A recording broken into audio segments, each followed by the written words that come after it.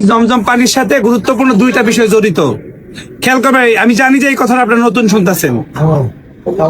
এই জমজমের পানি আমরা জানি এটার মধ্যে খাবারও আছে এবং কি পানি পিপাসাও দূর হয়, এটা তো সবাই জানি আমরা।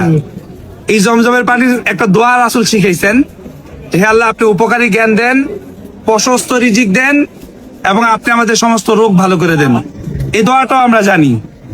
এখানে একটা কথা আছে আমার, যখন বলবো যে আল্লাহ আপনি আমার রোগ ভালো করে দেন, সমস্ত রোগ, ওই ক্ষেত্রে নিয়োগ করবো যে আল্লাহ আমার কলবের রোগ, ভিতরে যে দুষ্টমি করে গুনাহ করে যে রোগ করছি এটাও ভালো করে দেন, আমার শরীরের রোগও ভালো করে দেন। ঠিক আছে।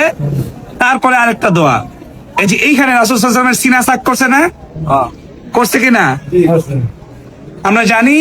এই রাসূল সাল্লাল্লাহু আলাইহি ওয়াসাল্লাম যখন উম্মে হানি রাদিয়াল্লাহু তাআলার ঘরে ছিল, এটা এখান থেকে এখানে, তারপর মিরাজের রজনীতে এই হাতিমে কাবার এখানে নিয়ে এসে রাসূল সাল্লাল্লাহু আলাইহি ওয়াসাল্লামের সিনা সাক করছে।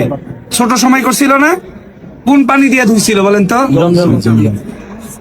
হাদিস শরীফের মধ্যে আসছে সিনা সাকের পরে রাসূলের কলব আবার জায়গা মতো স্থাপন করছে, দুইটা জিনিস দান করছে, একটা হচ্ছে ঈমান আর একটা হচ্ছে হিকমা।